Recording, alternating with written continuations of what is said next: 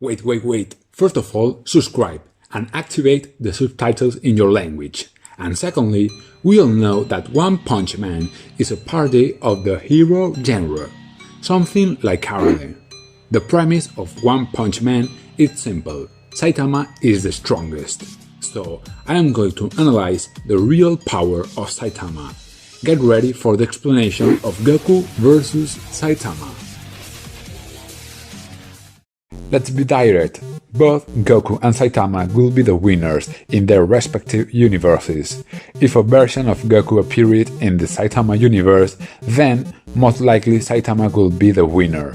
On the other hand, the Dragon Ball universe is much more realistic and complex, where Goku himself will not even be in the top 10 of the most powerful characters. So we will take Saitama to the world of Dragon Ball, where we can calculate his powers and get an idea of how strong he is. This is the new Set Warrior.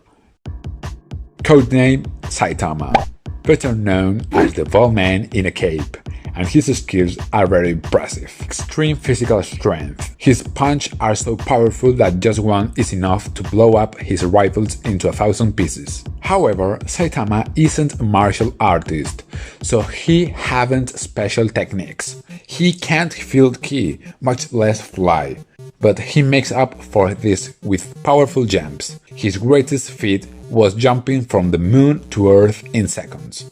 He also has incredible speed and reflexes, exceeding the speed of sound with ease. Thanks to this, Saitama can easily dodge or stop attacks. As if that weren't enough, he has a practically absolute defense, which unlike Set Warriors isn't based on ki. His body is indestructible.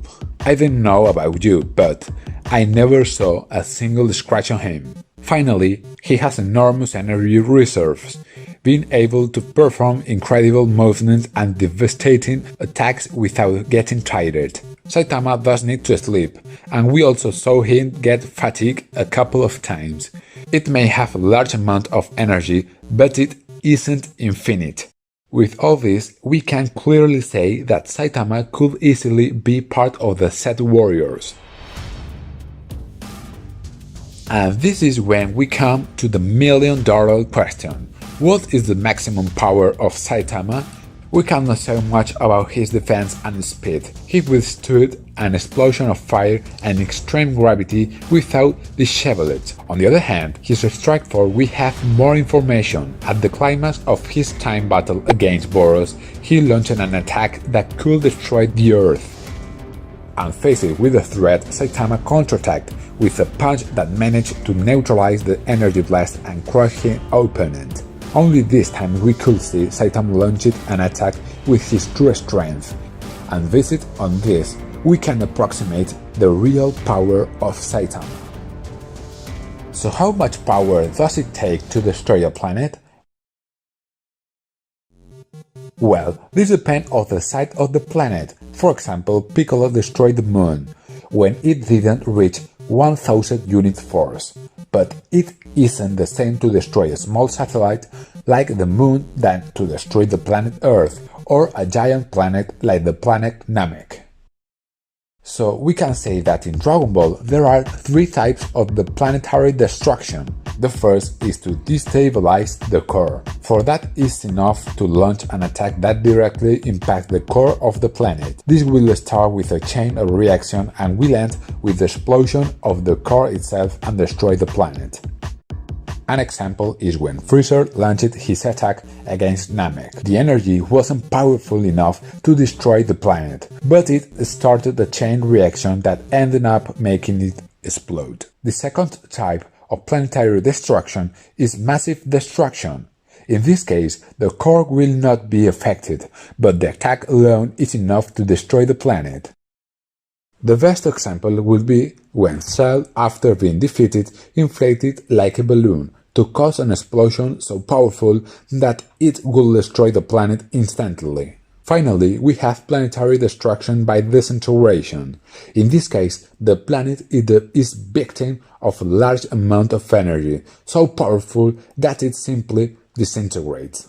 So which of these forms of planetary destruction could Lord Boros perform? At first glance, I would say the first, but let's make things interesting. Suppose that when he launched his attack, he meant that he would destroy the Earth with massive destruction. The power required for this must be similar to Cell in its second form, at the legendary rank, so at the best Boros should be as powerful as a Super Saiyan. Now, for Saitama to be able to stop that attack with a one hit, he will have to be one rank above, in the anomaly range. So we conclude that Saitama's base power when fighting seriously will be in this range, a power close to Gohan Super Saiyan 2.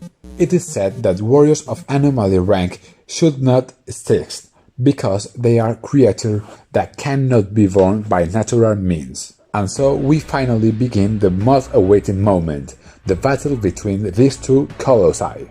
As usual, Goku could start the fight in his base form.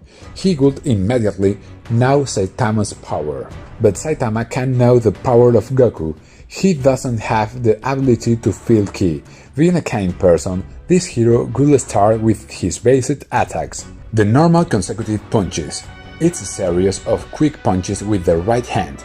These attacks are more than enough to crush most monsters, but they wouldn't do anything to Goku, that in his base state would just dodge them. Seeing this, Saitama would use his second attack, the consecutive normal punches with two hands, a flurry of much faster attacks. This time Goku might not be able to dodge them all. He would decide to transform into Super Saiyan maximum power. In front of an enemy superior to Lord Boros, Saitama would be forced to fight seriously, using the Serious series. That as, we know they are techniques in which he makes an effort. Saitama will use the Serious side hops, with which he moves extremely fast, creating a multitude of images of himself. This move will surprise Goku for his speed. Goku will be forced to transform into Super Saiyan 2 to match his speed.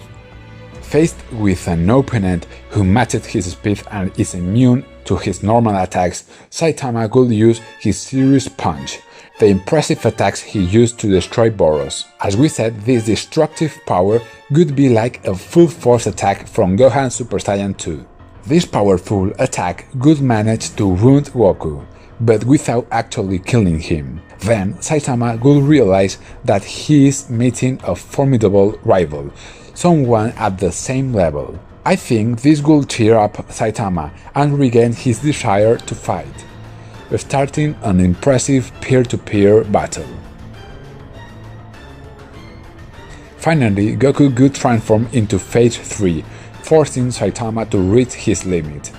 If it had to guess, I would say that by trying his best he is capable of reaching the next rank of primordial strength. And you might ask yourself, are you telling me that Saitama, a simple human being, could reach the power of primordial force in the universe? You are right. Perhaps I exaggerated a bit, because this power is enough to endanger the entire universe. In this colossal battle, they would both land devastating blows and hurt each other. But in the end, who will win? Well, although Saitama's strength is colossal, he doesn't use martial arts. He hasn't special techniques. He can't feel the presence of his opponent. I think that this could be Saitama's Achilles heel. As an experienced martial artist, Goku could read his movements and ultimately defeating him with a special technique like Kamehameha. So today Goku has proven to be more powerful than Saitama. Yet what we say about Saitama is what we have seen to date. Saitama, without controlling the energy, has a power close to perfect Cell. Can you imagine how powerful it would be if he did train at the level of Goku? If you liked this video, subscribe and give me a like. See you soon in more power levels videos. Bye bye.